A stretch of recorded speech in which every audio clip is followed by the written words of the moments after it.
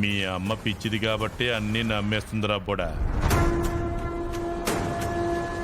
జనాలు పిచ్చోళ్ళు కాదు కదా, అర్థం చేసుకుంటున్నారు. వీళ్ళిద్దరూ పైకి విడాకులు తీసుకోలేదు కానీ ఒకే గదిలో కలిసి ఉండే దొంగ పోలీస్ అంటే ఏకాంతంలో ఒకరంటే ఒకరికి పడదని చెప్తున్నాను. అవును గంగా, మొన్నటికి మొన్న పెళ్లి చేసుకున్న మీ చెల్లి మాత్రం శ్రీమంతం చేసుకుంటుంది. మరి నీకు ముద్దు ముచ్చట అక్కర్లేదా?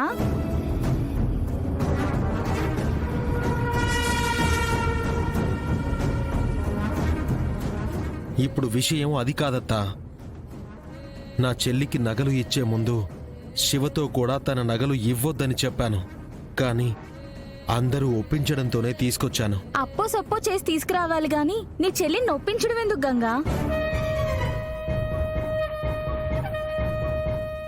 ఇంత సీమంతం చేస్తున్నావు, ఒక చిన్న నక్లీస్ అయినా చేయించాలి కదా.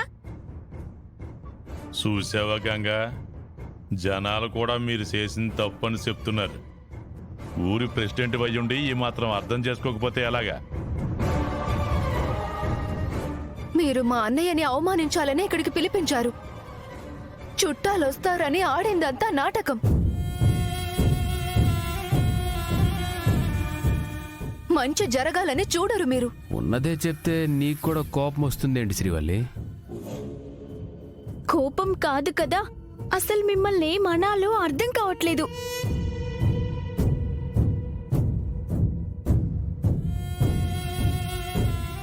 మీరు చేసిన పనికి మా అన్నయ్య మనసు ఎంత బాధపడుతుందో తెలుసా?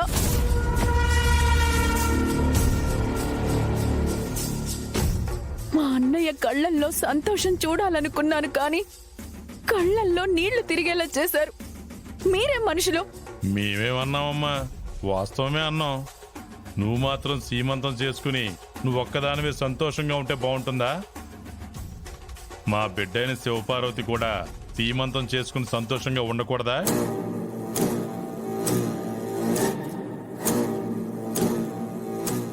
ఇప్పుడా మీ బిడ్డ సంతోషం గుర్తుకొచ్చింది? ఇన్నాళ్ళు ఏమైపోయింది? ఇన్నాళ్ళు ఏమైపోయింది ఈ ప్రేమ? వాళ్ళని ఇంట్లో నుండి గెంటేయాలని చూశారు కదా, అప్పుడు కనపడలేదా మీ బిడ్డ కాపురం? గంగా సర్పంచ్ అయ్యి ఊరికి పెద్ద మనిషి అవడమే కాదు, వాళ్ళింటికి కూడా తనే కదా పెద్దోడు. అందుకే నేను ఈ ఊరికి పెద్దగా చెల్లెల్ని ఇలా చూడాలని పద్ధతులు అవే చెప్పాను తిరుపతి.